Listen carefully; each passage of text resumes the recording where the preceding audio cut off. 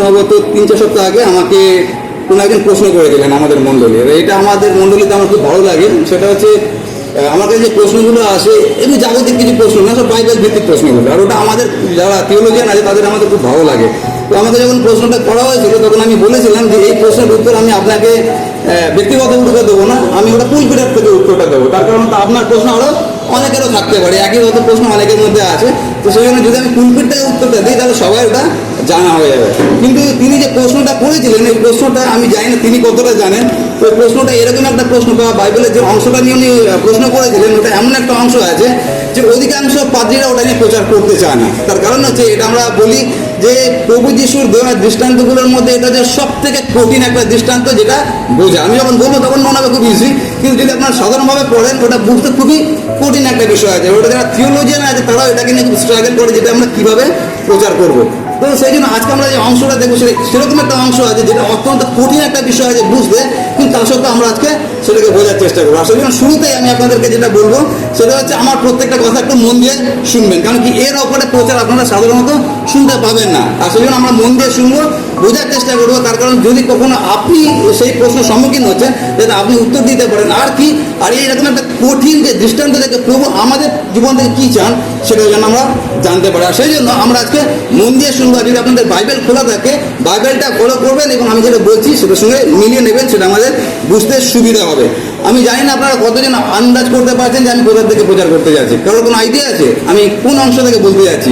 এটা হচ্ছে প্রভু যিশুর একটা প্যারাবেল, একটা দৃষ্টান্ত, যেটা হচ্ছে অত্যন্ত কঠিন বোঝা। আপনাদের মাথায় এরকম আছে কিছু?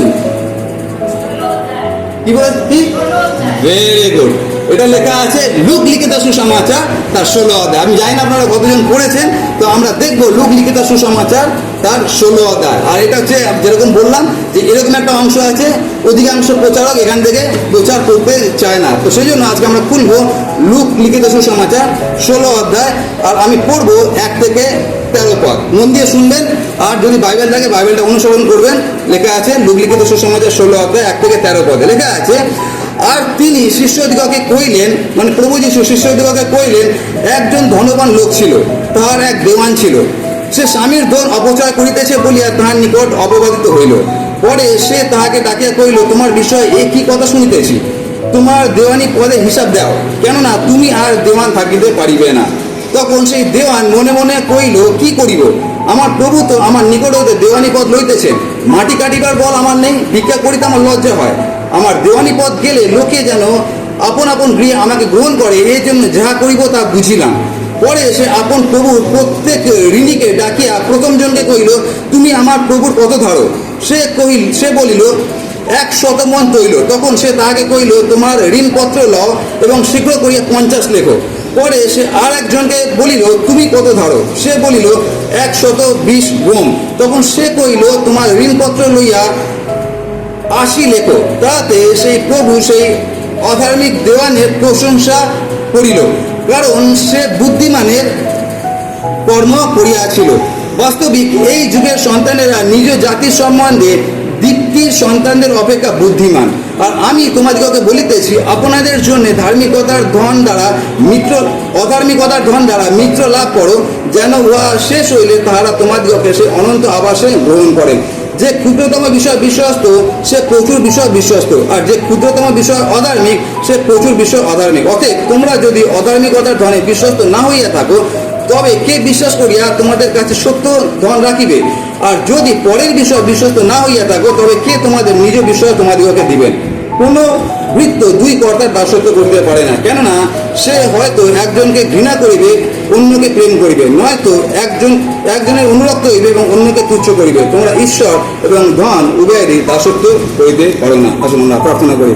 মঙ্গলময় সর্বস্ত পিতা ঈশ্বর, তোমাকে ধন্যবাদ তোমার এই বাক্যের জন্য, যেটা বোঝা আমাদের জন্য অনেক কঠিন, কিন্তু হে পবিত্র আত্মা, তোমার কাছে প্রার্থনা করি তুমি আমাদের প্রত্যেককে সাহায্য করো, তোমার বাক্যের নিগুড় তত্ত্ব যেন আমরা বুঝতে পারি এবং সেই অনুযায়ী যেন জীবনযাপন করতে পারি। সেই বিশেষ সময়টাকে তোমাদের সমর্পণ করো, তুমি আমাদের অন্তরের প্রাণ তুমি খুলে রাখো, যেন আমরা এই কিছুটা সময় সম্পূর্ণরূপে যেন তোমার বাক্যের দিকে মন দিতে পারি, যেন প্রত্যেকটা কথা শুনতে পারি এবং বুঝতে পারি, এবং যেন সেই অনুযায়ী জীবনযাপন করতে পারি। প্রার্থনা প্রভু যিশুর নামে চাই, আমিন।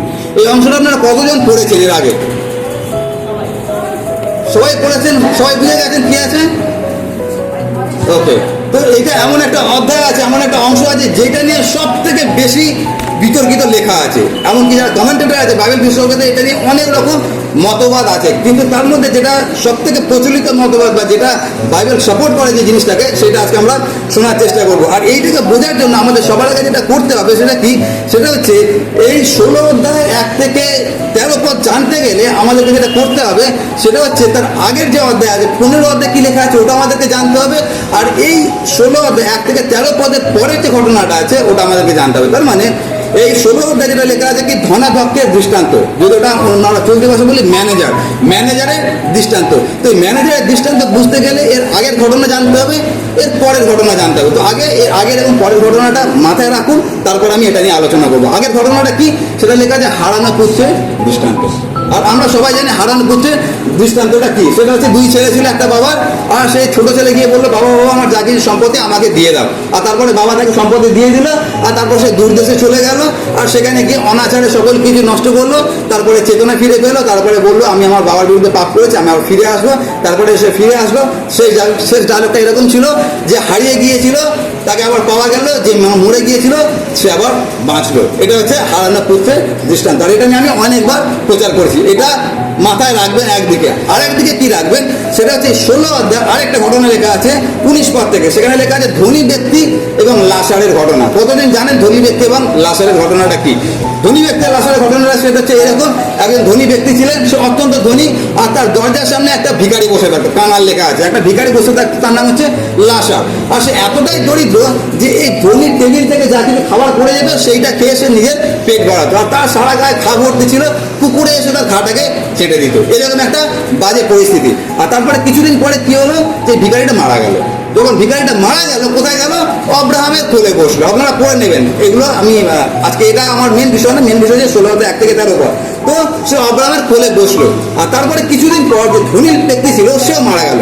যখন ধনী ব্যক্তি মারা গেল তখন সে নরকে গেল, পাতালে গেল। আর তারপরে যখন ধনী ব্যক্তি পাতালে গেল, সেখানে যন্ত্রণা পাচ্ছে, আর সেখান থেকে দেখতে পাচ্ছে যে অব্রাহামের কোলে একজন বসে আছে। কে বসে আছে? যে আমার টেবিলের তলায় বসে পুকুরে যার ঘা চাটতো। আর তারপরে যখন দেখতে পেলো তখন এই ধনী ব্যক্তির অনুশোচনা হলো। তখন অব্রাহামকে বললো, পিতা অব্রাহাম, তোমার কাছে তোমার কোলের মধ্যে যে বসে আছে ওই লাশাকে একটু আমার কাছে পাঠিয়ে দিন, যাতে আমার জীবের মধ্যে একটুখানি জল দিয়ে আমাকে তৃপ্ত করতে পারে, তার কারণ আমি এখানে অত্যন্ত কষ্ট পাচ্ছি। আর তখন অব্রাহাম সেটাকে নাকচ করে দিয়েছিলেন, যেটা সম্ভব না। আর তারপরে এই ভদ্রলোক বলেছিলেন যে অন্তত আমার কাছে যদি না পাঠান, আমি তো মরে গেছি, কিন্তু আমার 5 ভাই এখনো বেঁচে আছে, তাদের কাছে অন্তত ওই ভদ্রলোককে পাঠান, লাশারকে পাঠান। কেন? যাতে আমার ওই 5 ভাইয়ের টনক নড়ে এবং তারা যেন আমার জায়গায় পৌঁছানোর আগে চেতনা যেন পায়। আর তারপরে অব্রাহাম বলেছিলেন তোমার এবং আমাদের মাঝখানে যে শূন্যস্থান আছে ওটা কেউ পূরণ করতে পারবে না, সুতরাং তুমি তোমার জায়গায় থাকো, আমরা আমার জায়গায় থাকি। তো এই ঘটনাটা মাথায় রাখবেন। আর সেখানে অব্রাহাম যে কথাটা বলেছিলেন, তুমি যতদিন পৃথিবীতে ছিলে তুমি বিলাস বাসনে জীবনযাপন করেছো, কিন্তু এই লোকটা যতদিন পৃথিবীতে ছিল সে তোমার টেবিল থেকে পড়ে যাওয়া খাবার খেত, সে সারা জীবন কষ্ট করেছে, কিন্তু আজকে স্বর্গে সে আনন্দ করছে, তুমি আজকে নরকের মধ্যে আছো। এটা হচ্ছে গল্পের সার কথা। তো এই দুটো ঘটনা আমরা মাথায় রাখবো। এই দুটো ঘটনা হচ্ছে প্রভুর দেওয়া প্যারাবেল, দৃষ্টান্ত। প্যারাবেল কাকে বলে? আমি অনেকবার বলেছি, প্যারাবেল কথার মানে হচ্ছে গল্পটা হচ্ছে জাগতিক গল্প, ওর পিছনে মানে যেটা আছে ওটা হচ্ছে স্বর্গীয় মানে। তখন এক কথা যদি বলি, জাগতিক গল্পের পিছনে স্বর্গীয় মানে। তো এই দুটো যে প্যারাবেল আছে, এই দুটো হচ্ছে জাগতিক গল্পের মতো, কিন্তু ওর পিছনে স্বর্গীয় মানে আছে। আর এই দুটো মাথায় রেখে এখন আমরা যাব লুক লিখিত সুসমাচার 16 অধ্যায় কি লেখা আছে সেটা আমরা দেখব। কিন্তু অবশ্যই এই দুটো ঘটনা মাথায় রাখবেন, নাহলে আমাদের এটা বুঝতে পারবো না যে 16 অধ্যায় কি লেখা আছে। তো 16 অধ্যায় আমরা খুলি। 16 অধ্যায় যেটা লেখা আছে, 1 পদে লেখা আছে, আর তিনি মানে যিশু শিষ্যদিগকে কইলেন, একজন ধনবান লোক ছিল, তার এক দেওয়ান ছিল, আর সে স্বামীর ধন অপচয় করিতেছে বলিয়া তাহার নিকটে অপবাদিত হইল। এখানে যেটা লেখা আছে, প্রথম লেখা আছে কি, সে হচ্ছে স্বামীর ধন অপচয় করতো। আর আপনারা যদি আগের ঘটনাটা দেখেন, সেটা হারানো পুত্রের দৃষ্টান্ত। হারানো পুত্রের দৃষ্টান্ত কি লেখা আছে? বাবার থেকে অর্থ নিল, দূর দেশে গেল, আর দূর দেশে গিয়ে সে কি করলো? অনাচারে সকল কিছু খরচা করলো। এই যে অনাচারে খরচা করলো, আর এখানে যে 1 পদে লেখা আছে সেটা হচ্ছে অপচয় করলো, দুটোরই যে গ্রিক শব্দ একই শব্দ ব্যবহার করা হয়েছে। আর সেই শব্দটা এরকম ভাবে লেখা আছে, ডিএসকর্পিজো। এটা হচ্ছে গ্রিক শব্দ, এর উচ্চারণ যদি এরকম না, কিন্তু ইংরেজিতে DEASKORPIDZO, এটা হচ্ছে গ্রিক শব্দ। আর এই দুটো গ্রিক শব্দের মানেটা হচ্ছে এক। তার মানে হারানো পুত্র যেরকম ভাবে নষ্ট সকল কিছু করেছে, সকল রকম ব্যবচারে নষ্ট করেছে, এই লোকটাও একই রকম করেছে। কিন্তু দুটোর মধ্যে একটা পার্থক্য আছে। পার্থক্যটা কি আছে? সেটা যে হারানো পুত্র যা কিছু করেছে সেটা তার নিজের অর্থ নিয়ে করেছে, কিন্তু এখানে যে ম্যানেজার সে নিজের অর্থ নিয়ে করেনি। সে কি করছে? সে মালিকের অর্থ নিয়ে এটা করছে। তার মানে তার উপর যে মনিব আছে, মনিবকে বিশ্বস্ত ম্যানেজারের পোস্টে রেখেছে। কেন রেখেছে? যাতে এ আমার অর্থটাকে সুন্দরভাবে যাতে বন্টন করে। কিন্তু এর এত বড় বিবেকহীন, যদি হারানো পুত্রকে দেখি সে তার নিজের পয়সা মোড়াচ্ছে, তাকে যদি কেউ কিছু বলে বলবো আমার পয়সা আমি মোড়াচ্ছি, কারো কিছু বলা নেই। কিন্তু এই লোকটা এত বড় বিবেকহীন লোক যে তাকে এত বড় বিশ্বস্ততার একটা কাজটা হলো, কিন্তু সে মালিকেরই থালা খুঁড়ো করতে শুরু করে দিল। তো এখানে এটা হচ্ছে পার্থক্য। তো এক পদে কি আছে? এক পদে আছে যে সে অনাচারে সকল কিছু উড়িয়ে দিল। তারপরে দুপদে কি লেখা আছে? দুপদে লেখা আছে কি? পরে সে তাহাকে ডাকিয়া কইল, তোমার বিষয়ে এ কি কথা শুনিতেছি, তোমার দেওয়ানি পদের হিসাব দাও। আর এই যে দেওয়ানি পদের হিসাব দাও, এটা হচ্ছে এমন একটা কথা যেটা শুধুমাত্র এই ম্যানেজারের জন্য প্রযোজ্য না, এই কথাটা আমাদের প্রত্যেকের জন্য প্রযোজ্য। সেটা কিভাবে? সেটা রোমিও তার 14 পদে একটা কথা লেখা আছে। রোমিও 14 পদ কি লেখা আছে কেউ জানেন? লেখা আছে এইরকম ভাবে, সুতরাং আমাদের প্রত্যেকজনকে ঈশ্বরের কাছে আপন আপন নিকাশ দিতে হবে। আপনারা ওগুলো বাড়িতে করে নেবেন, আমি সময় বাঁচানোর জন্য ওগুলো করছি। তো লেখা আছে সুতরাং আমাদের প্রত্যেকজনকে ঈশ্বরের কাছে আপন আপন নিকাশ দিতে হবে। এটা সাধু পৌল বলছেন আমাদেরকে। আর এই দুটো কথা যদি আমরা এক করি তাহলে ব্যাপারটা কি হচ্ছে? ব্যাপারটা এরকম হচ্ছে, মন দিয়ে শুনবেন। সেটা হচ্ছে এখানে যে ধনী মানুষের কথা বলা হচ্ছে এবং একটা ম্যানেজারের কথা বলা হচ্ছে। এই ধনী মানুষটা হচ্ছে ঈশ্বর, আর আমরা এখানে যারা বসে আছি আমরা সবাই ম্যানেজার আছি। কিসের ম্যানেজার? এটা সব থেকে বড় প্রশ্ন। আমি যে ম্যানেজার, আমি কিসের ম্যানেজার? আইসে সিট দেবো। আমরা কিসের ম্যানেজার? আমি কিসের ম্যানেজার? সবার আগে আমি যেটা ম্যানেজার সেটা হচ্ছে আমি আমার জীবনের ম্যানেজার। আমাকে যে দায়িত্বটা দেওয়া সেটা হচ্ছে আমি আমার জীবনটাকে যেন সঠিকভাবে ধনাদক্ষ করতে পারি, সঠিকভাবে যেন পরিচালনা করতে পারি। আর আমি কিসের ধনাদক্ষ? সেটা হচ্ছে আমার জীবনের সঙ্গে যা কিছু যুক্ত আছে সেটা কী কী আছে? আমার জীবন আছে, আমার মিনিস্ট্রি কাজ আছে, আমার পরিবার আছে, আর আমার তালন্ত আছে। এই প্রত্যেকটা জিনিস ঈশ্বর আমাকে দিয়েছেন। কেন দিয়েছেন? যাতে আমি এটাকে সঠিকভাবে ব্যবহার করি। তার মানে যখন পৌল বলছেন যে আমাদের সবাইকে নিকাশ দিতে হবে, কিসের নিকাশ দিতে হবে? অন্যের পয়সার নিকাশ দিতে হবে না, আমাদের জীবনের নিকাশ ঈশ্বরকে দিতে হবে। সেটা কি? সেটা যে তোমাকে আমি এত সুন্দর গান করার তালন্ত দিয়েছিলাম, তুমি কি করেছো?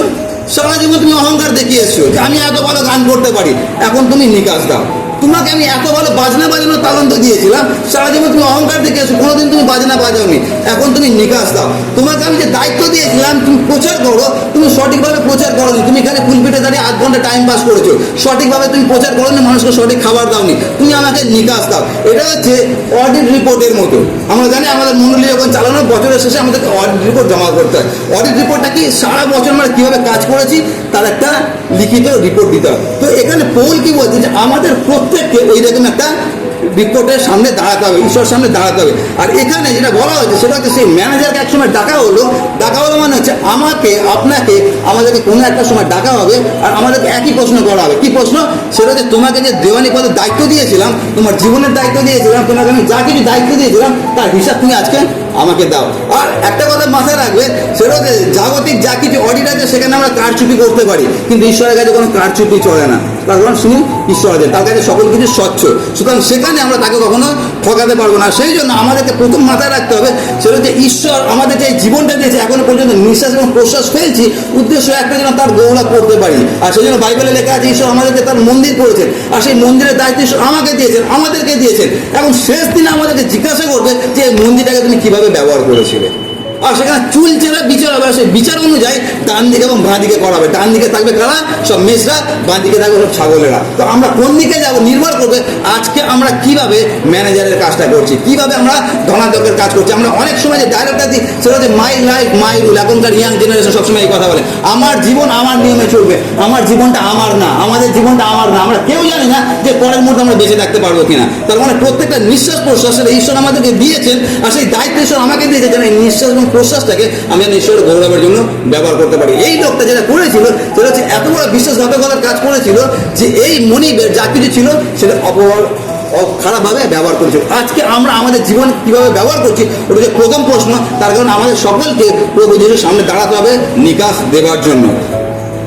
আর তারপরে যেটা আছে সেটা হচ্ছে 3 নম্বর পদে। 3 নম্বর পদে লেখা আছে, তখন সেই দেওয়ান মনে মনে কইল, কি করিব, আমার প্রভু তো আমার নিকট হইতে দেওয়ানি পদ লইতেছেন, মাটি কাটিবার বল আমার নাই, ভিক্ষা করিতে আমার লজ্জা হয়। মন দিয়ে শুনুন কি বলছে। মাটি কাটতে আমি পারবো না, মানে চাষবাস তো আমার দ্বারা হবে না, আর ভিক্ষা করার মতো আমার দ্বারা হবে, তার কারণ আমার এটা বিবেকে লাগবে আমি কিভাবে একটা ভিক্ষা করতে পারি। তার কারণ আমি এতদিন ম্যানেজারের কাজ করেছি। যদি এটাই হয় তুমি মাটিও কাটতে পারবে না, তুমি ভিক্ষাও করতে পারবে না, তাহলে যে কাজটা ঈশ্বর তোমাকে দিয়েছে সেটা কেন বিশ্বস্তভাবে করছো না? আর এটা হচ্ছে আমাদের চারিত্রিক গুণাবলী। দেখবেন যখন আমরা চাকরির জন্য হন্য হয়ে ঘুরি, যে একটা চাকরি পেয়ে গেলাম অধিকাংশ ক্ষেত্রে সেই কাজটা আমরা কখনো বিশ্বস্তভাবে করি না।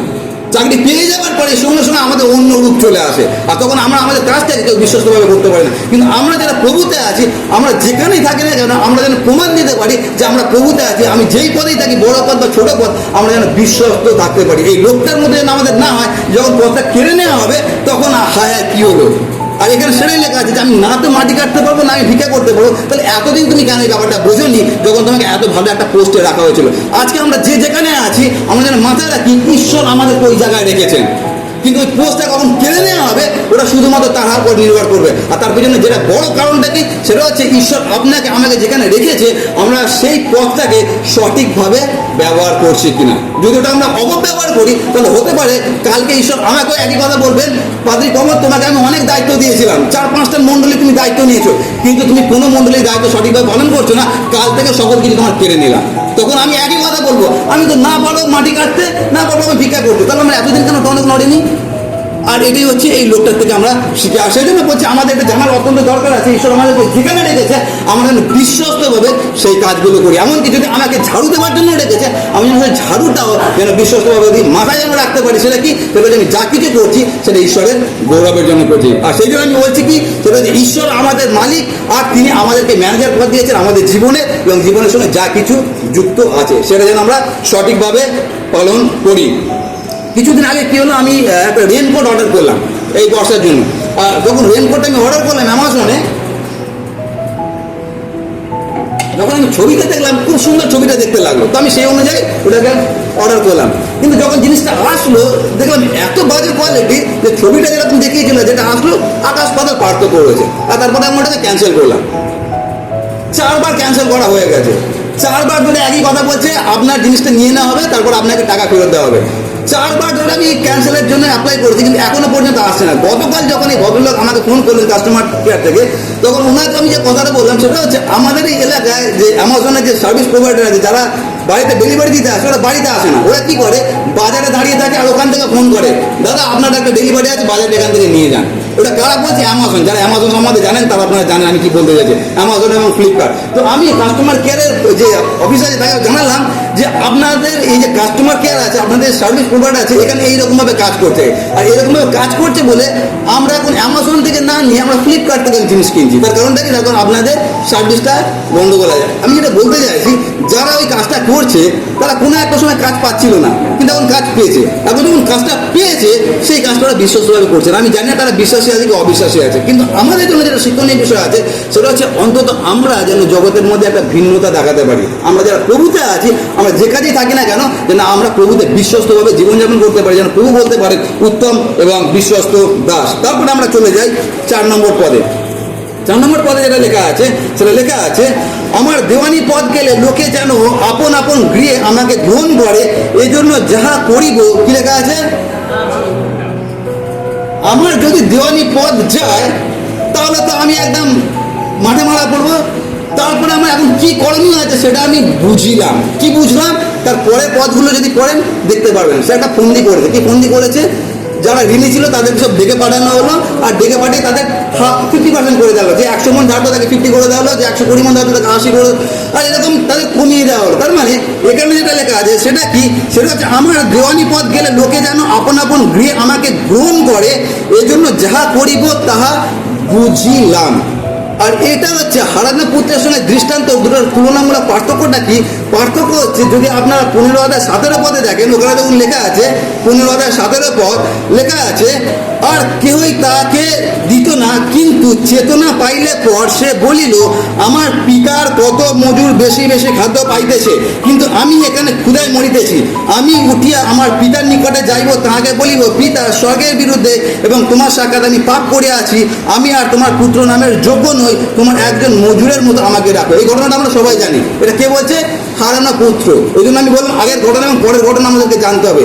এখানে প্রভু যিশু যে দৃষ্টান্তটা দিচ্ছেন, এই লোকটা কি করলো, মণিবাজকে তাকে বের করে দেবে। ভাবুন, আপনার বস যদি আপনাকে চাকরি থেকে বের করে দিতে যাচ্ছে, বা আমাকে আমার বস চাকরি থেকে বের করে দিতে যাচ্ছে, তার কারণ আমাকে হাতে নাতে ধরে নিয়েছে, কোনো একটা চুরি করছি, তাহলে আমার করণীয় কি আছে? সবার আগে যেটা করণীয় আছে সেটা বসে গিয়ে পায়ে পড়া, বস ভুল হয়ে গেছে, আমি সত্যি একটা ভুল করে ফেলেছি, এটা আমার করা উচিত হয়নি, তুমি আমাকে একটা সুযোগ দাও। কিন্তু এখানে ম্যানেজার কিন্তু ওসব কিছু করছে না। ম্যানেজার কি করছে, ও বলছে আমাকে যে এখন যদি একটা লোকে কীভাবে গ্রহণ করবে সেটা একটা অল্টারনেটিভ ব্যবস্থা তিনি করছেন। আর এই অল্টারনেটিভ ব্যবস্থাটা হচ্ছে এটা একটা ভয়ানক ব্যবস্থা। এই ম্যানেজার যেটা করতে পারতো সেটা হচ্ছে ওই মালিকের সঙ্গে গিয়ে ডিলিং করতে পারতো, যে প্রভু আমি ভুল করে ফেলেছি, আমাকে তুমি ক্ষমা করে দাও। কিন্তু সেটা না করে ও একটা অল্টারনেটিভ, একটা অন্য রাস্তা খোঁজার চেষ্টা করলো। এটা কিরকমভাবে, এটা পার্থক্যটা কি, সেটা হচ্ছে হারানো পুত্র সে চেতনা পেয়েছিল, বাবার কাছে ফিরে এসেছিল, আর সেজন্য তার শেষ কথাটা কি ছিল, হারিয়ে গিয়েছিল একে পাওয়া গেল, এ মরে গিয়েছিল একে বাঁচানো গেল। কিন্তু ম্যানেজারের সম্বন্ধে ওই কথা প্রযোজ্য না। তার কারণটা কি, তার কারণ ওর মধ্যে একটা জিনিস আসেনি, সেটা কি চেতনাটা তার মধ্যে আসেনি। সে যে বিপদে পড়লো সেরকম অল্টারনেটিভ রাস্তা খুঁজতে লাগলো। আমাদের সঙ্গে দেখবেন এরকম অনেক সময় হয়, যখন আমাদেরকে কেউ রেড হ্যান্ডেড ধরে নেয়, আমরা যদি কোনো মিথ্যা কথা বলেছি বা কোনো খারাপ কাজ করছি, আমাদেরকে যদি গলা টিপে দেয়, যে ধরে নেয়, সঙ্গে সঙ্গে আমরা সেটাকে স্বীকার করি না, আমরা ওটাকে আরো অনেক কিছু গল্প সাজিয়ে ওটাকে সুন্দরভাবে প্রেজেন্ট করার চেষ্টা করি। ওই জন্য আমি গতবার যেটা প্রচার করেছিলাম আপনাদের মনে আছে, দাউদ কেন দাউদ, তার কারণ দাউদ যখন পাপ করেছিল সেটা অকপটে তিনি স্বীকার করেছিলেন, আমি ঈশ্বরের বিরুদ্ধে পাপ করেছি, আর ওটাই দাউদকে দাউদ করে। আর আমি বলেছিলাম কি, এই দাউদ হচ্ছে আদম এবং হওয়া থেকে এসছে। আদম হওয়া কি করেছিল, আমি তো ফল খাইনি, কিন্তু তুমি আমার সঙ্গিনী করে যে নারীকে দিয়েছো, নারী আমাকে ফলটা দিয়েছিল, সেটা খেয়েছি। অল্টারনেটিভ রাস্তা, সোজাসুজি সরি বলার মানসিকতা নেই। আর দেখবেন প্রচুর মানুষের মধ্যে, তাদের ডিকশনারির মধ্যে এই মুখ থেকে সরি বলা, ক্ষমা চাওয়া, এটা অনেকের ডিকশনারিতে থাকে না। আর দুঃখজনক বিষয় আমি দেখেছি, সেটা যে বিশ্বাসীদের মধ্যে খুব কম থাকে। তার কারণ আমাদের মধ্যে আত্মধার্মিকতা এত বেশি থাকে যে কারোর কাছে কি দুম করে সরি বলবো, এটা আমাদের বিবেকের মধ্যে লাগে, আত্মসম্মানে লাগে। ওই জন্য আমি গতবার বলছিলাম, পাপ করতে, অপরাধমূলক কাজ করতে আমাদের আত্মসম্মানে লাগে না, কিন্তু পাপের জন্য অনুতাপ করতে, সরি বলতে আমাদের আত্মসম্মানে লাগে। আমরা হচ্ছে এইরকমই, এটা হচ্ছে খ্রিস্টান জীবন আছে। তো এখানে যেটা আছে, এই লোকটা যেটা করণীয় আছে সেটা না করে ও অল্টারনেটিভ রাস্তা করলো। আর সেটা কি, সেটা হচ্ছে এই যেটা কাজটা করলো, সেটা কি কাজ করলো, সেটা হচ্ছে 6 থেকে 7 পদে লেখা আছে যে কাজটা কি করেছিল। কাজটা এটাই করেছিল, লেখা আছে, সে প্রথম জনকে ডাকলো, আর প্রথম জনকে ডেকে কি বললো, তুমি কত ধারো, বললো আমি 100 মন তৈলধারী, বললো তুমি 50 লেখো। আরেকজনকে বললো কত, 120 গম, তাকে বললো তুমি 80 লেখো। এটা হচ্ছে তার বুদ্ধি দিয়ে এই কাজটা করেছিল। তার মানে এখানে এই কাজটা কেন করছে, তার পিছনে একটা বড় কারণ আছে। জানেন কেন করছে, এই ম্যানেজার এই কাজটা কেন করছে, তাদের কাছ থেকে। তার মানে আজকে আমি যে কাজটা করছি কেন করছি, যেন আমি যখন বিপদে পড়বো ওরা যেন আমাকে আশ্রয় দেয়, মানে গিভ অ্যান্ড টেক পলিসি। এটা হচ্ছে আমি যদি কাউকে 50,000 টাকা দিচ্ছি, অবশ্যই আমি আশা করবো সেই লোকটা আমাকেও আমার বিপদে সাহায্য করবে। তার মানে তার কাছে আজকে আমি নিজেকে বড় হিসাবে দেখাচ্ছি, এটা হচ্ছে মেন বিষয়। অন্য কথা যদি বলি, সেটা হচ্ছে এই লোকটা যেটা করছে সেটা মানুষকে এখন তোষামত করার চেষ্টা করছে। কেন মানুষকে তোষামত করছে, যদি আমি বিপদে পড়ি তাহলে এই মানুষগুলো যাতে আমাকে আশ্রয় দেয়। আর এই সংক্রান্ত প্রভু যিশু দারুণ শিক্ষা দিয়েছেন, সেটা লেখা আছে মথি লিখিত সুসমাচার 6 অধ্যায় 1 থেকে 4 পদ। আমরা চলে যাবো মথি 6 অধ্যায় 1 থেকে 4 পদ। কি লেখা আছে, মথি 6 অধ্যায় 1 থেকে 4 পদ লেখা আছে, সাবধান। আজকে এটা আমরা সকালবেলা করেছি, আপনারা তো ভাবছিলেন সকালবেলা আমরা কেন এটা করছি। এখানে লেখা আছে, সাবধান, লোককে দেখাইবার জন্য তোমাদের সাক্ষাতে ধর্মকর্ম করিও না। তার কারণটা কি, তার কারণে যদি আমরা সেটা করি, লেখা আছে, তাহলে তোমাদের সর্বস্ত পিতার নিকটে তোমাদের কোনো পুরস্কার নাই। তার মানে আমরা যদি লোক দেখানো ধর্মকর্ম করি, আমাদের একটা জিনিস নিশ্চিত থাকতে হবে, সেটা ঈশ্বরের থেকে কোনো রকম আশীর্বাদ আমরা পেতে পারবো না। তারপরে লেখা আছে, অতএব তুমি যখন দান করো তখন তাদের সম্মুখে তুড়ি বাজাই অন্য, যেমন কপটটির লোক করে থাকে মানুষের গৌরব পাওয়ার জন্য, তারা কি করে সমাজ ঘিরে এবং রাস্তার কোণে কোণে তারা দাঁড়ায়, আর এরকমভাবে তারা দান করে। তারপরে লেখা আছে, আমি তোমাদেরকে সত্য বলিতেছি, তারা আপনাদের পুরস্কার পাইয়াছে, কিন্তু তুমি যখন দান করো তখন তোমার দক্ষিণ হস্ত কি করিতেছে তাহা তোমার বাম হস্তকে জানিতে দিও না। এই রূপে তোমার দান যেন গোপনে হয়, তাহলে তোমার পিতা যিনি গোপনে দেখেন তিনি তোমাকে ফল দিবেন। তার মানে যদি আমরা ঈশ্বরের প্রশংসা চাইছি তাহলে 100% গ্যারেন্টি মানুষ আমাকে প্রশংসা করবে না, আর যদি আমি মানুষের প্রশংসা চাইছি তাহলে 100% গ্যারেন্টি ঈশ্বর আমাকে প্রশংসা করবে না। এখানে লোকটা যেটা করছে সেটা হচ্ছে মানুষের প্রশংসা পাওয়ার জন্য যেটা করণীয়, এখন আমি বুঝিলাম আমার কি করণীয়। এই মানুষগুলোকে নিজের হাতে রাখা, কিভাবে রাখা, তাদেরকে আমি ম্যানিপুলেট করবো, তাদেরকে আমি কিছু একটা করবো যাতে এরা আমার দলে থাকতে পারে। তার মানে এদেরকে এখন তোষামত করার চেষ্টা করছে। প্রভু যিশু এখানে যে শিক্ষাটা দিচ্ছে সেটা কি, সেটা হচ্ছে আমরা যেন এরকম লোক দেখানো বক ধার্মিকের মতো ধর্মকর্ম যেন না করি। আর এইটা আমি খুব ভালোভাবে বুঝেছিলাম যখন করোনা চলছিল। আর আপনারা জানেন করোনার সময় সারা পৃথিবী দরজার পিছনে চলে গিয়েছিল, কিন্তু ঈশ্বরের দয়ায় আমাকে দরজার পিছনে যেতে হয়নি, আমাকে দরজার বাইরে থাকতে হয়েছিল। তার কারণ ওয়েস্টবেঙ্গলের বিভিন্ন জায়গায় আমাদেরকে রেশন ডিস্ট্রিবিউট করতে হয়েছিল। তো যখন আমি এটা করছিলাম, গাড়ি নিয়ে বিভিন্ন জায়গায় যাচ্ছিলাম, দুঃখজনক ঘটনা যেটা ঘটছিল সেটা হচ্ছে কোনো একটা জায়গায় যদি আমি কোনো একজনকে রেশন দিতে যাচ্ছি, ওই হাতে তুলে দেওয়ার আগে 4টে স্টিল ক্যামেরা, 4টে ভিডিও ক্যামেরা অলরেডি রেডি করা আছে। কেন কি এই পাদ্রী একজনকে দান দিচ্ছে। তার মানে ওই দানটা দেওয়া আসল কথা না, আসল কথাটা কি, সেটা হচ্ছে সন্ধ্যেবেলায় গিয়ে যেন ফোনের মধ্যে আপলোড করতে পারি, সোশ্যাল মিডিয়াতে যেন দেখাতে পারি আমি কত বড় ধার্মিক আছি, আমি এদেরকে দান দিচ্ছি। আর এইটা ওই করোনার সময় এত বাজে ঘটনা ঘটেছিল যে করোনা যত না ক্ষতি করেছে তার থেকে বেশি এই জিনিসটা ক্ষতি করেছে। আর সব থেকে দুঃখজনক বিষয় কি, জগতের মানুষ করছিল না, এটা বিশ্বাসীরা করছিল। আর আমি হচ্ছে তার প্রমাণ আপনাদেরকে দিচ্ছি। আমরা ছবি তুলে ওটা আপলোড করছিলাম যাতে লোককে জানাতে পারি যে আমরা দেখো কত বড় দান ধ্যানের কাজ করছি। এখানে ওই লোকটা একই কাজ করছে। সেটা কি, সেটা সে ঈশ্বরের কাছে না গিয়ে, তার মালিকের কাছে না গিয়ে, যাকে তোষামত করে তাকে তোষামত না করে ও মানুষের কাছে গিয়ে তোষামত করছে। আমরা যেটা করি, আমরা অধিকাংশ সময় মানুষকে আমরা খুশি করতে চাই, মানুষকে আমরা তোষামত করতে চাই। ঈশ্বরকে খুশি করা হলো সেকেন্ডারি আমাদের কাছে হয়ে যায়। তার কারণটা কি, মানুষকে খুশি করলে আমরা সঙ্গে সঙ্গে ফল পাই। আর এটা দেখবেন না দুতরফা হয়। সেটা কি, সেটা হচ্ছে এক, আমি চাই আমাকে লোকে খুশি করুক, আবার আমিও চাই আমি অন্যকে খুশি করি। আমার কথা মন দিয়ে শুনবেন, আমি খ্রিস্টান কিন্তু আমি কি চাই, আমাকে লোকে তোষামত করুক। যখন কেউ আমাকে তোষামত করছে আমি তাকে ঘুরিয়ে কখনো বলছি না যে আমি একজন মানুষ, তুমি কেন আমাকে তোষামত করছো। তোষামত একজনকেই করছো, খুশি করতে একজনকেই করো, সেটা হচ্ছে ঈশ্বর। তার মানে আমি একজন খ্রিস্টান হয়েও আমি এই শিক্ষাটা তাকে দিচ্ছি না, আবার উল্টো কাজ আমিও করছি। আমি কি করছি, যাদের প্রভাব প্রতিপত্তি আছে তাদেরকে আমি খুশি করার চেষ্টা করছি। তার কারণটা কি, তার কারণ হচ্ছে জাগতিক বেনিফিট, জাগতিকভাবে কিছু সুযোগ সুবিধা। এই লোকটা যেটা করছে কেন করছে, তার কারণ তার মাথায় একটা জিনিস আছে, যদি আমাকে এখন বের করে দেয় আমি যাবো কোথায়, যাতে এরা আমাকে সাহায্য করে। আর সেটা হচ্ছে এর উদ্দেশ্য। তার মানে অল্টারনেটিভ রাস্তাটা আমাদের জন্য নয়, আমাদের হচ্ছে শর্টকাট রাস্তা। যার বিরুদ্ধে পাপ করেছি, যেটা দাউদ বলেছেন, না তো আমি বৎসেবের বিরুদ্ধে পাপ করেছি, না আমি উরিয়ার বিরুদ্ধে পাপ করেছি। আমার পাপটা কার বিরুদ্ধে, ওটা তোমার বিরুদ্ধে। তার কারণটা কি, তার কারণ তুমি আমাকে ধনাধ্যক্ষ করে রেখেছো। আজকে আমরা যারা এখানে বসে আছি, আমরা সকলে ধনাধ্যক্ষ আছি, ম্যানেজার আছি, আর আমাদের প্রত্যেকে হিসাব দিতে হবে যে আমরা আমাদের জীবনটাকে কিভাবে ব্যয় করছি। আর সেই জন্য এই অংশটা অত্যন্ত গুরুত্বপূর্ণ। তারপরে আমরা চলে যাব 5 থেকে 7 পদে। 5 থেকে 7 পদে যেটা লেখা আছে কি, যার 100 টাকা তেল এবং গমের বদলে আমি টাকা বলছি। যে 100 টাকা ধার পেতো তাকে বলা তুমি 50 লেখো, যার 120 টাকা তাকে বলা হলো তুমি 80 টাকা লেখো, মানে হাফ কমিয়ে দেওয়া হলো। এটা এরকমভাবে আপনারা যদি কখনো মলে যান, মলের মধ্যে আপনারা কি দেখতে পাবেন, ওখানে বড় বড় করে লেখা থাকে 50% অফ। আপনার বাটাতে বারবার দেখতে পারেন, বাটা দোকানের সামনে দিয়ে যাবেন, দেখবেন ওখানে লেখা থাকে 50% অফ। আর আমরা যখন দেখি কি খুশি হয়ে যায়, বিশেষ করে আমার শ্বশুর মশাই মেয়েকে নিয়ে যখন আমি যাই, আমাদের চোখ ওইদিকে যায়। আর যখনই দেখি 50% ডিসকাউন্ট, আগে দৌড়ালাম। আর আমি সবসময় এই ডায়লগটা দিই, সেটা হচ্ছে এই মলের লোকরা যখন 50% ডিসকাউন্ট করে দেয়, অলরেডি তার মধ্যে 80% অ্যাড করে দিয়েছে। তার মানে 50% ডিসকাউন্ট দেওয়ার পর 30% আরোর মধ্যে অ্যাড হয়ে আছে। এই কথার মানেটা কি, কেন আমি এই কথাটা বলছি, এটা যে বিজনেসের ট্যাকটিস আছে, বিজনেসের নিয়ম আছে। যে প্রিন্টটা লেখা হচ্ছে, আমি জানি না ওই প্রিন্টটা আসলে কত ছিল, ওটা হতে পারে 1000 টাকা ছিল, ওটাকে লিখে যাচ্ছে 2000 টাকা। তারপর আমি দেখছি 2000 টাকা প্রিন্ট, তার মধ্যে 50% ডিসকাউন্ট, তার মানে ওটা 1000 টাকা দাম। তার মানে ঘুরিয়ে ফিরে নাকটা এরকমভাবে না দেখিয়ে এরকমভাবে দেখানো হলো, আর আমরা ওদের খুশি হয়ে গেলাম। এটা হচ্ছে ব্যবসা। আর যারা বিজনেস নিয়ে পড়াশোনা করছে আপনারা এই ব্যাপারগুলো জানেন।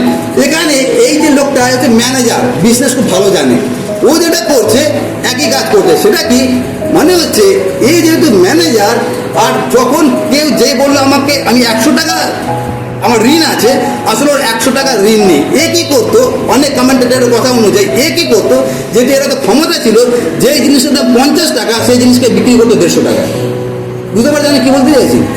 যার দাম 50 টাকা সেটাকে বিক্রি করতো 150 টাকা। তার মানে আজকে যখন তার 1000 টাকা ঋণ, আসলে 1000 টাকা না, তার অ্যাকচুয়াল ঋণ যদি দেখা যায় সেটা হচ্ছে 200 টাকা, কিন্তু 800 টাকা সে তার উপর চাপিয়ে রেখে দিয়েছে। কেন চাপিয়ে রেখে দিয়েছে? সেটা তার নিজের পকেটে যাওয়ার জন্য।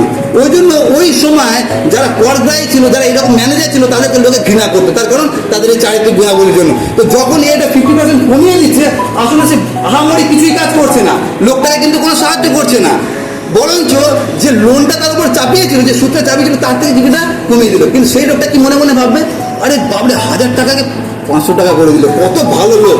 তার মানে নাম তো আমি কিনছি, কিন্তু সেটা অসৎ উপায়ে আমি নাম কিনছি। আর এইটা হচ্ছে আমাদের অনেক সময় চারিত্রিক গুণাবলী হয়ে যায়। কিন্তু এত পর্যন্ত কোনো অসুবিধা নেই বুঝতে অসুবিধা হচ্ছে পরের ঘটনাটা। আর সেটা কি? সেটা লেখা আছে 8 পদে। কি লেখা আছে? তাহাতে সেই প্রভু সেই অধার্মিক দেওয়ানের কি করলাম? এই কথাটা মানেটা কি? যদি এই প্রভুটা ঈশ্বর হন, ঈশ্বর কখনো অধার্মিকতার জন্য কাউকে প্রশংসা করতে পারেন? তাহলে এটা কি করে হতে পারে? যেখানে লেখা আছে প্রভু যিশুর মুখ থেকে কথাগুলো বেরোচ্ছে, সেটা কি? সেটা হচ্ছে প্রভু সেই অধার্মিক দেওয়ানের প্রশংসা করি না, শুধু প্রশংসা করি এইটুকু করে বন্ধ না, মানে প্রশংসা পঞ্চমুখ। কিভাবে বলা হচ্ছে? বাস্তবিক এই যুগের সন্তানেরা নিজ জাতির সম্বন্ধে দীপ্তির সন্তানের অপেক্ষা বুদ্ধিমান। আরে বাবরে, যে এত খারাপ কাজ করছে, যে চুরি করছে দিনের পর দিন, তাকে কিভাবে প্রভু এত প্রশংসা করছে? আর এটা হচ্ছে আমাদের কাছে একটা বড় প্রশ্ন। আর এই অংশটার জন্য এটা নিয়ে কেউ প্রচার করে না, তারপর এটা আমরা বুঝি না যে ব্যাপারটা আসলে কি আছে। আর এইটা বুঝতে গেলে এটা আমাদেরকে করতে হবে, সেটা হচ্ছে প্রভু যিশু অনেক সেখানের পদ্ধতি অবলম্বন করতেন। তার মধ্যে একটা পদ্ধতি হচ্ছে, সেটা হচ্ছে তুলনামূলক পদ্ধতি। তুলনামূলক পদ্ধতি কি? সেটা হচ্ছে আপনারা জানেন, প্রভু যিশু কোনো একটা সময় শিক্ষা দিচ্ছেন এরকম ভাবে, যে একটা বিচারকর্তা ছিল, মন্দ বিচারকর্তা ছিল, সে না তো ঈশ্বরকে ভয় পেত, না সে মানুষকে ভয় পেত। ওটা কোথায় লেখা আছে? ওটা লুক লিখিত সুসমাচার 18 অধ্যায় আপনারা পড়ে নেবেন, 1 থেকে 8 পদের মধ্যে। আনজাস্ট জাজ। তো এ না তো মানুষকে ভয় পায়, না ঈশ্বরকে ভয় পায়, একটা অসৎ একটা বিচারকর্তা ছিল। আর সেই বিচারকর্তার কাছে একটা বিধবা প্রত্যেকদিন যেত। কেন? সে তার নিজের কেসটাকে নিয়ে যেত, কিন্তু এ পাত্তাই দিত না। কেন? না তো ঈশ্বরকে পাত্তা দেয়, না কোনো মানুষকে পাত্তা দেয়, একটা বিধবাকে কি পাত্তা দেবে? কিন্তু এই মহিলা প্রত্যেকদিন তার কাছে যেত। আর তারপরে কথাটা কি লেখা আছে? যে এই মহিলা আমার জীবনকে একদম বিরক্ত করে রেখে দিয়েছে, আমি এর কেসটাকে এবারে হ্যান্ডেল করবো। আর তারপরে প্রভু যিশু যে কথাটা বলেছেন, যে জগতের দুষ্ট বিচারকর্তা যদি ওর প্রার্থনা শুনতে পারেন, তাহলে তুমি যখন প্রার্থনা করবে তোমার বাবাকে শুনবেন না? তার মানে একটা দুষ্ট বিচারকর্তার সঙ্গে তুলনামূলকভাবে প্রভু যিশু ঈশ্বরের ব্যাখ্যা করছেন। বুঝতে পারছি আমি কি বলতে চাইছি? দুষ্ট বিচারকর্তাকে একদিকে রাখা হলো, আর তার অন্যদিকে রাখা হলো ঈশ্বরকে। তুলনামূলকভাবে তিনি শিক্ষা দিচ্ছেন যে যদি দুষ্টরা এরকম করতে পারে, তাহলে ঈশ্বর আরো কত বেশি না করতে পারে। এখানেও সে একই পদ্ধতি প্রভু যিশু অবলম্বন করলেন। সেটা কি? সেটা হচ্ছে তিনি যে উদাহরণটা দিচ্ছে, সেটা হচ্ছে দুষ্ট লোকের উদাহরণ দিচ্ছে, আর তাকে প্রশংসা করছে। কেন প্রশংসা করছে? মন দিয়ে শুনবেন। কেন প্রশংসা করছে?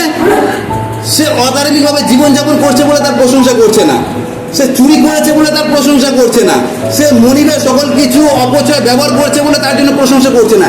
কেন প্রশংসা করছে? তার বুদ্ধির জন্য প্রশংসা করছে। এবং সেই বুদ্ধিটাও যে সঠিক বুদ্ধি সেটাও না, কিন্তু বুদ্ধিটা যেটা লাগিয়েছে, ওই বুদ্ধিটার জন্য প্রশ্নটা কেন করছে, তার পিছনে কারণ আছে। দুটো কারণ আমি আপনাদেরকে বলবো, যেটা অনেক সময় বিশ্বাসীদের মধ্যে থাকা উচিত কিন্তু আমাদের মধ্যে থাকে না। সেই দুটো কারণ কি? প্রথম, কেন সেদিনকে মনিব তাকে প্রশংসা করেছিল? যদিও এ খারাপ লোক, যদিও অধার্মিক লোক, তার পিছনে বড় কারণ ছিল। কারণটা কি? সেটা হচ্ছে প্রথম, এই লোকটা দুষ্ট লোক, কিন্তু সে একটা জিনিস বুঝেছিল। কি বুঝেছিল? সেটা হচ্ছে আমার সঙ্গে কি ঘটতে যাচ্ছে। মন দিয়ে শুনবে। প্রথম সে বুঝেছিল আমার সঙ্গে কি ঘটতে যাচ্ছে, এটা সে বুঝেছিল। দ্বিতীয়টা কি? যেটা ঘটতে যাচ্ছে সেটাকে আমি পরিবর্তন করতে পারি। তার মানে ভবিষ্যতের ঘটনাটাকে বর্তমানে যদি আমি কিছু করি, তাহলে ভবিষ্যৎটাকে আমি পরিবর্তন করতে পারি। বুঝতে পারলেন কি বললাম? প্রথম হচ্ছে আমার সঙ্গে কি ঘটতে যাচ্ছে, সে বুঝে গেছে কি ঘটতে যাচ্ছে, আমাকে এখান থেকে বের করে দেওয়া হবে, এটা বুঝতে পারছে। দ্বিতীয়টা কি? যখন সে জেনে গেছে আমাকে বের করে দেওয়া হবে, ও এখন থেকেই পরিকল্পনা করছে যে ভবিষ্যতে যেন আমার ওই রকম পরিস্থিতি না হয়, সেজন্য আজকে কিছু পদক্ষেপ নিচ্ছে। আর এই ঘটনাটাকে এর মালিক প্রশংসা করছে। এই কথাটার মানেটা কি? মানেটা পরের কথা লেখা আছে, সেটা লেখা আছে বাস্তবিক এই যুগের সন্তানেরা নিজ জাতির সম্বন্ধে দীপ্তির সন্তানদের অপেক্ষা বুদ্ধিমান। এই কথাটার মানেটা কি? তার মানে প্রভু যিশু সরাসরি বলছেন যে জগতের লোকরা আমাদের থেকে বেশি বুদ্ধিমান। সেটা কিভাবে হতে পারে?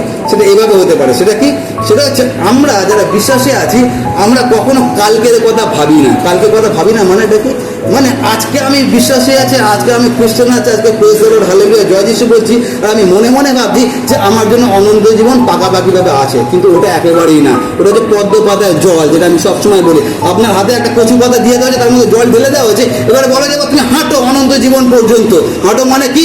তোমাকে আমি দায়িত্ব দিয়ে দিলে ম্যানেজারের, এখন যদি তুমি সেই ম্যানেজারের দায়িত্ব সঠিকভাবে পালন করো তাহলে তুমি অনন্ত জীবনে ঢুকতে পারবে। কেন প্রভু যিশু বলেছেন নাকি বুদ্ধিমান? তার কারণ হচ্ছে আমরা যারা বিশ্বাসী আছি আমরা কখনো ভবিষ্যতের কথা ভাবি না। কি ভবিষ্যতের কথা? যে কালকে আমাকে প্রভুর সামনে দাঁড়াতে হবে, কালকে আমাকে অডিট রিপোর্ট জমা করতে হবে, কালকে আমাকে অনন্ত জীবনে ঢুকতে হবে। তার জন্য আজকে আমি কি করছি, এটা হচ্ছে তার মানে। তার মানে আজকে আমরা যেভাবে জীবনযাপন করছি, আমরা যেন প্রত্যেকটা মুহূর্ত মনে রাখি আজকে যেটা করছি সেটা প্রভাবিত করবে কালকে আমি অনন্ত জীবনে ঢুকতে পারবো কি পারবো না।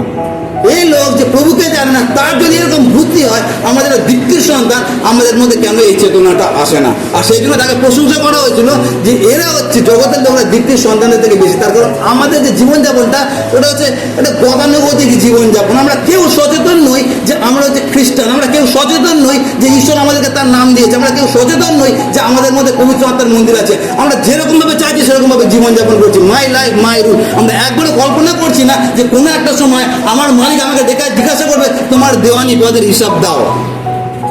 আমাদের যদি এই লোকটার মধ্যে চেতনা থাকতো, যদি আমরা জানতে পারতাম কালকে আমার সঙ্গে কি ঘটতে যাচ্ছে এবং আজকে যদি তার জন্য পদক্ষেপ নিতাম, তাহলে একই কথা ঈশ্বর আমাদেরকে বলতে পারতেন যে এরা হচ্ছে সেরকম জ্ঞানী লোক যে কালকের দিন চিন্তা করছে আর আজকে থেকে ওরা সিদ্ধান্ত নিচ্ছে যে কীভাবে জীবনযাপন করা উচিত। তার কারণ আমরা কেউ জানি না প্রভু যিশু কখন হঠাৎ চলে আসবে, আর যে চলে আসবে তিনি আর মেষের বেশে আসবে না, তিনি সিংহর বেশে আসবে, তিনি বিচারকর্তা সিংহাসনে বসে থাকবে আর আমাদেরকে লাইনে দাঁড় করিয়ে দেওয়া হবে। আর তারপরে তখন আমাদের কাছে কোনো টাইম থাকবে না অডিট রিপোর্ট করার জন্য। সেই জন্য আমরা যেন সচেতন থাকি, আমরা যেন ভবিষ্যতের কথা সবসময় ভাবি যে কালকে আমার জন্য কি অপেক্ষা করছে। আর সেই জন্য আমি বলেছিলাম কি, আগের ঘটনা হচ্ছে হারানো পুত্রের দৃষ্টান্ত, পরের ঘটনা কি বলেছিলাম? ধনী ব্যক্তি আর কে? লাসার। আমরা কোথায় যাব নির্ভর করছে আজকে আমরা পৃথিবীতে কিভাবে জীবনযাপন করছি। আজকে আমাদেরকে সিদ্ধান্ত নিতে হবে যে আমরা অব্রাহামের কোলে থাকবো নাকি ধনী ব্যক্তির জায়গায় থাকবো। সেটা নির্ভর করে না আমি প্রত্যেকদিন চার্চে আসি তার উপরে, সেটা নির্ভর করে না আমি খুব সুন্দর প্রচার করছি তার উপরে, সেটা নির্ভর করে না আমি কিরকমভাবে জীবনযাপন, সেটা নির্ভর করে কি যে প্রভু যিশু যেভাবে আমাদেরকে জীবনযাপন করতে বলেছেন আমরা সেই রকমভাবে সঠিক ধনাদত্তের মধ্যে জীবনযাপন করছি কি না। মানে যা কিছু আমাকে গচ্ছিত করা হয়েছে, কিন্তু তার মধ্যে একটা জিনিস ছিল, ভবিষ্যতের কথা সে চিন্তা করেছিল এবং ভবিষ্যতের কথা ভেবে বর্তমানে সে সিদ্ধান্ত নিয়েছিল। আজকে আমাদের একই করণীয় আছে, আমরা যেন ভবিষ্যতের কথা ভেবে যেন বর্তমানে আজকে যেন আমরা সিদ্ধান্ত নিতে পারি। আজকে একটু বড় হয়ে যাচ্ছে কিন্তু এটা শেষ না করলাম না, ওই জন্য একটুখানি ধৈর্য ধরবো। তো এই বাণীটা আমরা বুঝতে পেরেছি সেটা কি, সেটা হচ্ছে আমাদের আজকে করণীয় কি আছে, কেন তাকে বলা হয়েছিল যে সে বুদ্ধিমান। আর তারপরে যেটা কথা লেখা আছে আর আমি তোমাদেরকে বলিতেছি আপনাদের জন্য অধার্মিকতার ধন দ্বারা মিত্র লাভ করো, যেন উহা শেষ হইলে তাহারা তোমাদেরকে সেই অনন্ত আবাসে, কি লেখা আছে? অনন্ত আবাসে গ্রহণ করে। আর এখানে লেখা আছে অধার্মিকতার ধন। এটা হচ্ছে আরেকটা বিষয়, আমরা বুঝতে পারবো না যে ব্যাপারটা কি, কেন এটা অধার্মিকতার ধন, এটাকে কেন প্রভু যিশু অধার্মিকতার ধন বলছে। এইটা নিয়ে আমরা পরবর্তী সময়ে আলোচনা করবো, কিন্তু আজকের জন্য শুধু এতটুকু জেনে নিই অধার্মিকতার ধন বলতে প্রভু যিশু যেটা বোঝাতে চেয়েছেন সেটা হচ্ছে প্রভু যিশু আমাদের একটা শিক্ষা দিয়েছেন, সেটা হচ্ছে তোমরা দুই কর্তার দাসত্ব করিতে পারো না। জানি তোমরা লুক লিখিত সুসমাচার 16 অধ্যায় পড়েছি এবং মথিতেও লেখা আছে। সেটা কি? তোমরা দুই কর্তার দাসত্ব করিতে পারো না। পাশে দুই কর্তা কে? সেটা হচ্ছে একদিকে ঈশ্বর, একদিকে হচ্ছে ধন। তার মানে প্রভু যিশুর শিক্ষা অনুযায়ী সেটা কি, সেটা হচ্ছে যখন বলছেন অধার্মিকতার ধন, অধার্মিকতার ধন মানে হচ্ছে পৃথিবীতে যা কিছু আছে প্রত্যেকটা অধার্মিকতার ধন। আর এই কথা বলার পিছনে একটা বড় কারণ ছিল, পরবর্তীকালে আমরা আলোচনা করবো যে মেন কারণটা কি ছিল, কেন প্রভু যিশু সমস্ত কিছু তো অধার্মিকতার ধন বলেছে। আমাদের কাছে অনেকের হয়তো প্রশ্ন থাকতে পারে যে আমি যে চাকরিটা করছি, আমি যে কাজটা করছি, আমি যে মিনিস্ট্রিটা করছি বিশ্বস্তভাবে করছি, তাহলে সেটা কীভাবে অধার্মিকতার ধন হতে পারে, এটা আমাদের প্রশ্ন থাকতে পারে। আর সেই প্রশ্নের উত্তর আমরা পরের রোববার শুনবো, কিন্তু আমরা অবশ্যই পরের রোববার আসবো যাতে পুরোটা আমরা বুঝতে পারি যে কি লেখা আছে। আজকে যেটা প্রধান বুঝলাম সেটা 8 পদে কেন প্রশংসা করেছিলেন, তার কারণ ওই লোকটা ভবিষ্যতের কথা ভেবেছিল এবং ভবিষ্যতের কথা ভেবে বর্তমানে সিদ্ধান্ত নিয়ে গেল। আমরা যারা বসে আছি আমরা যেন ভবিষ্যতের কথা ভেবে আজকে যেন সিদ্ধান্ত নিয়ে আমরা যেভাবে জীবনযাপন করছি ক্ষণিকের জন্য যেন ভেবে দেখি যে আমি সত্যি সঠিক ধনাদকের মধ্যে জীবনযাপন করছি কিনা। কারণ কি আমাদের সবাইকে দাঁড়াতে হবে ঈশ্বরের সামনে। আমরা কেউ বলতে পারবো না মাই লাইফ মাই রুল, কেন আমাদের জীবন আমাদের না, ওটা হচ্ছে ঈশ্বরের দেওয়া। আর ঈশ্বর আমাদের কাছে গচ্ছিত রেখেছেন যেন আমরা তার মহিমা, তার গৌরব করতে পারি। আসুন আমরা প্রার্থনা করি।